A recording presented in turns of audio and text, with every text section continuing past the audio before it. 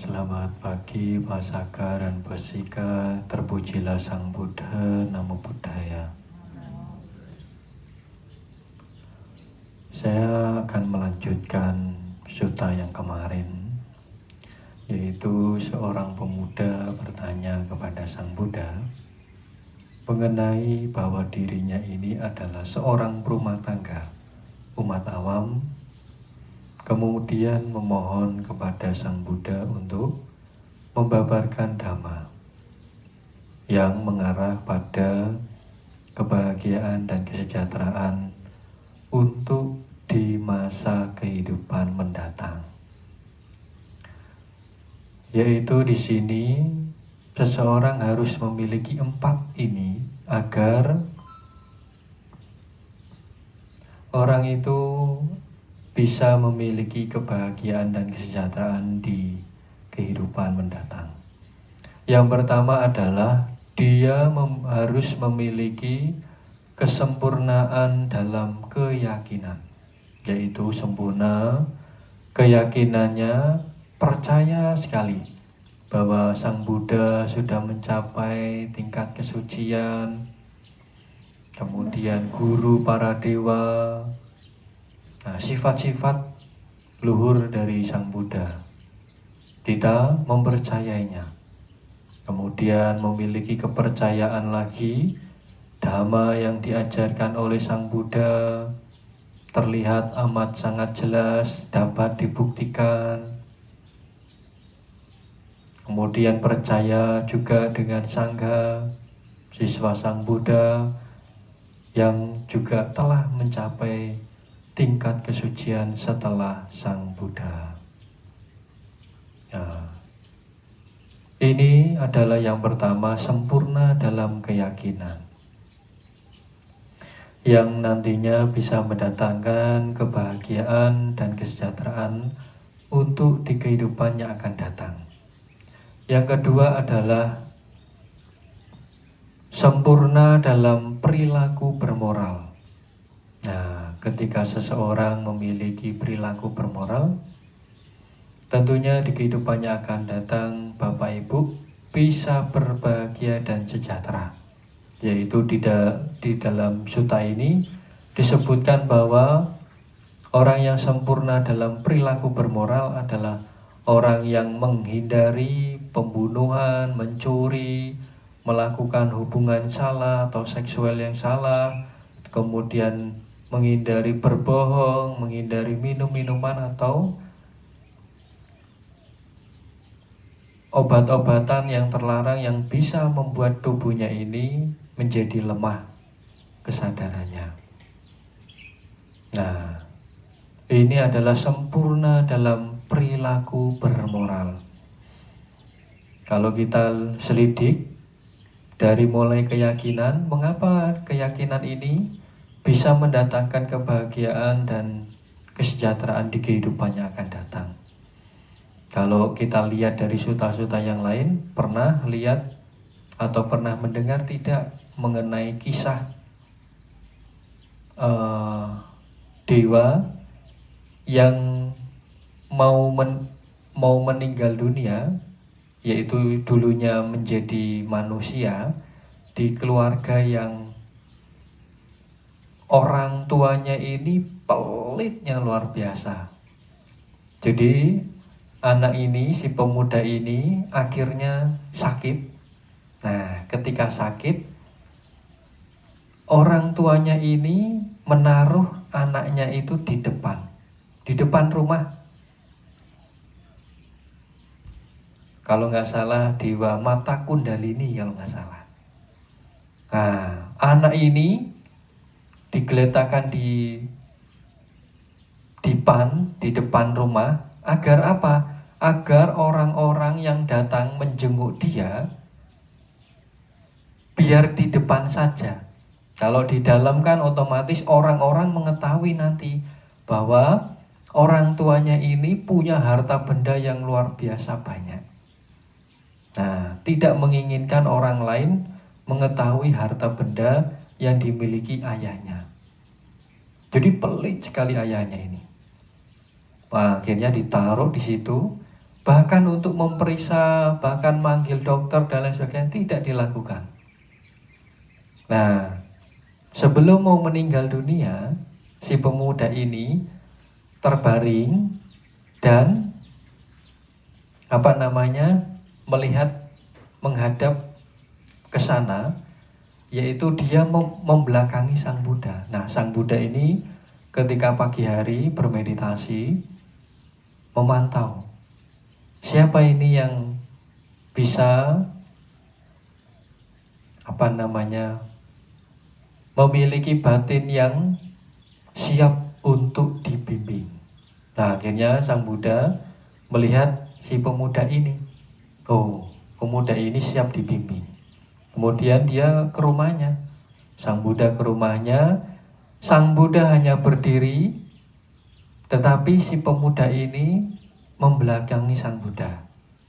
Tetapi Sang Buddha mengeluarkan yang namanya cahaya gemilang yang luar biasa sekali. Nah, orang ini, pemuda ini begitu yakin bahwa ini adalah Sang Buddha.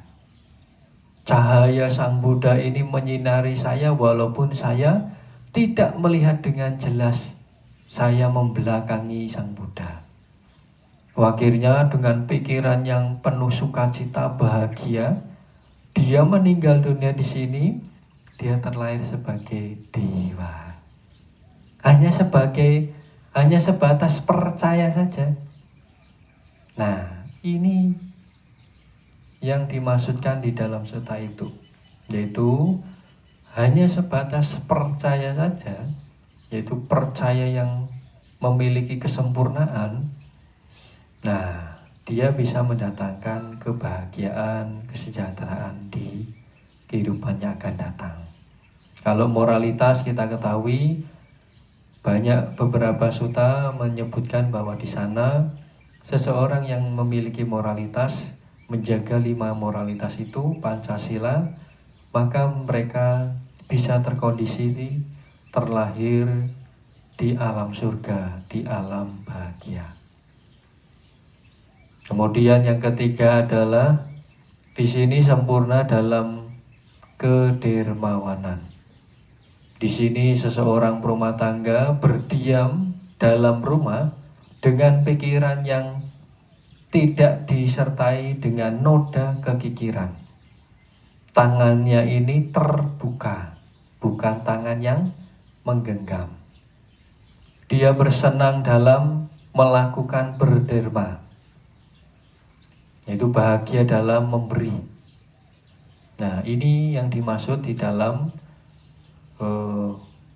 kesempurnaan dalam kedermawanan.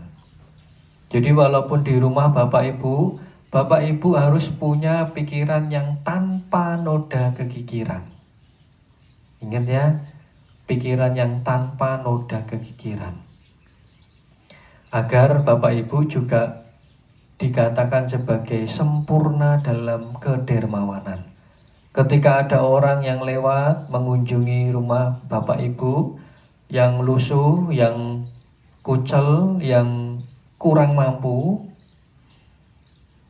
jalannya sempoyongan, Bapak Ibu kalau sempurna dalam dermawan, Bapak Ibu bisa memberi sesuatu yang pantas untuk makan, untuk minum, untuk busananya dia.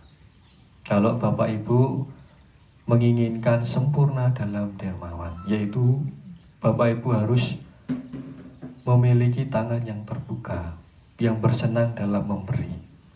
Ini yang ketiga. Yang keempat, yang terakhir adalah sempurna dalam kebijaksanaan, yang nantinya bisa membuat seseorang bahagia dan sejahtera di kehidupannya akan datang, yaitu dengan cara dia ini melihat muncul dan lenyapnya penderitaan, yang diarahkan untuk melenyapkan penderitaan secara total, yaitu artinya Bapak Ibu harus belajar bijaksana melihat, ini yang namanya sebab penderitaan. Oh, ini yang namanya akibat penderitaan. Jadi di sana Bapak Ibu akan terus-menerus melihat muncul dan lenyapnya penderitaan, sehingga Bapak Ibu bisa memahami dan mengembangkan sedemikian rupa sehingga Bapak Ibu bisa menembus apa yang semestinya ditembus, yaitu mengikis pengotor batin sampai tercabut sampai akar-akarnya, yaitu mencapai tingkat kesucian.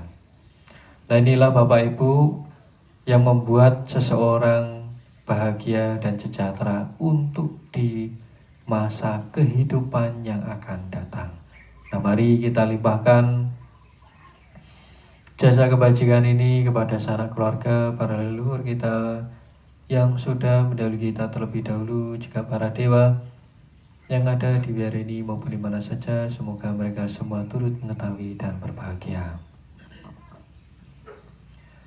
Yatha parivaha pura paripurente sakarang evam mewa itu dinang betanang upakapati ijhetang matitang domhang pamewa sami jatuh sape berendo sanggapa cando panaraso yatha manico diraso yatha sape tiyo viva cando saparo kovina sadumate bhavatwandarayo sokhe gayoka bhava abhiva tanasile sanicang buddha pacayeno cataro dhamma vadhanti ayuwando sukhang palang bhavatu sabha manggalang raghatu sabha dewata Sabha buddhanu bhavena sada sodhe bhavantu te